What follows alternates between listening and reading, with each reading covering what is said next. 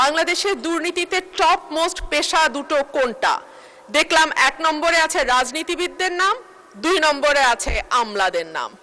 দুজনকে ছাঁটাই প্রস্তাব উত্থাপনের জন্য আহ্বান জানাচ্ছি। প্রথমেই বেগম রুমিন ফারহানা, ব্রাহ্মণবাড়িয়া 2, আপনার সময় 3 মিনিট। মাননীয় স্পিকার, আপনাকে ধন্যবাদ। মাননীয় স্পিকার, এখানে 20 কোটি 79 লক্ষ টাকা মঞ্জুরের প্রস্তাব রাখা হয়েছে। আমি প্রতীকী হিসেবে 500 টাকা হ্রাস করবার প্রস্তাব দিয়েছি। মাননীয় স্পিকার, আমি এই দুর্নীতি নিয়ে কথা বলতে গিয়ে সার্চ করে দেখছিলাম গুগল কি বলে, বাংলাদেশের দুর্নীতিতে টপ মোস্ট পেশা দুটো কোনটা? দেখলাম 1 নম্বরে আছে রাজনীতিবিদদের নাম, 2 নম্বরে আছে আমলাদের নাম। কোন রাজনীতিবিদ যখন পেশা হিসাবে লেখেন রাজনীতি, তখন আমি সঙ্গত কারণেই খুব অবাক হই। রাজনীতিবিদরা বেতন পান বা রাজনীতি করলে পয়সা উৎপাদন হয়, এটা সম্ভবত বাংলাদেশের মতন দেশেই সম্ভব, যেই দেশটি 2005 সাল থেকে শুরু করে 2010 পর্যন্ত টানা 5 বছর দুর্নীতিতে চ্যাম্পিয়ন হয়েছিল। মাননীয় স্পিকার, আমরা বিগত সরকারের আমলে ছাগল কাণ্ড দেখেছি, বালিশ দুর্নীতি দেখেছি, রূপপুর পারমাণবিক বিদ্যুৎ কেন্দ্র নির্মাণের সময় যে ভয়াবহ দুর্নীতি হয়েছে সেটাও দেখেছি।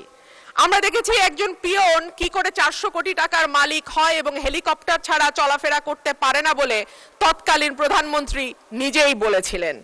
মাননীয় স্পিকার, আমরা ব্যাংক থেকে লক্ষ কোটি টাকার লোপাট দেখেছি, ভুয়া কোম্পানির নামে অর্থ আত্মসাৎ, ইচ্ছাকৃত ঋণ খেলাপি ইত্যাদি ইত্যাদি দেখেছি। ওভার ইনভয়েসিং, আন্ডার ইনভয়েসিং, হুন্ডি, ভুয়া রপ্তানি বিল মারফত টাকা কিভাবে দেশের বাইরে পাচার হয়েছে। আমরা দেখেছি মেগা প্রজেক্ট, মেগা দুর্নীতি। আমরা দেখেছি নিয়োগ, পদোন্নতি এবং সরকারি কেনাকাটায় অনিয়ম। স্বাস্থ্য খাতে মিঠু সিন্ডিকেটের দৌরাত্ম্যের কথাও কম বেশি আমরা জানি। আর সে কারণেই মাননীয় স্পিকার, আমাদের আশা ছিল যে 5ই অগস্টের পরে যখন নতুন বাংলাদেশের কথা হচ্ছে, তখন দুদককে নখদন্তহীন বাঘ থেকে আমরা একটা শক্তিশালী প্রতিষ্ঠানে পরিণত করতে পারবো। অন্তর্বর্তীকালীন সরকার প্রস্তাব দিয়েছিল, অধ্যাদেশ তৈরি করেছিল, দুর্নীতি দমন কমিশন সংশোধন অধ্যাদেশ 2025। মাননীয় স্পিকার, এই সরকার ক্ষমতায় আসার পর 100-র উপর অধ্যাদেশ আইনে পরিণত হয়েছে, কিন্তু দুর্নীতি দমন কমিশন সংশোধন অধ্যাদেশ আইন করা হয় নাই। সরকারের নিয়তটা কি তা এই দুর্নীতি দমন কমিশনকে নখদন্তহীন করে রাখবার যেই সংস্কৃতি, সেখান থেকে বের না হওয়ার উদাহরণ দিয়ে স্পষ্ট হয়ে যায় এই সরকার আসলে দুর্নীতি দমন করার ব্যাপারে কতটুকু আন্তরিক।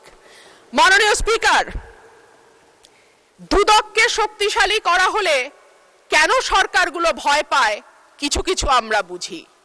সরকারে সরাসরি যুক্ত, আমাকে 1 মিনিট বাড়িয়ে দেবেন মাননীয় স্পিকার। সরকারে 1 মিনিটে আপনি সমাপ্ত করুন।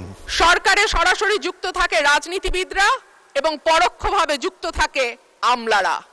সেই কারণেই দুর্নীতি দমন কমিশন যদি শক্তিশালী হয়ে যায়, তখন রাজনীতিবিদ এবং আমলাদের জন্য খুব ভালো খবর সেইটা নয়।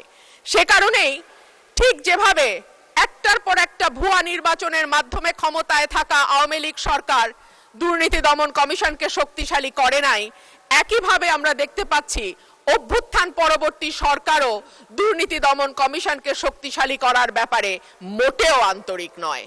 এমনকি দুর্নীতি দমন কমিশনের 3 জন সদস্য কারা কারা হবেন এটাও সরকার ঠিক করে দেবে।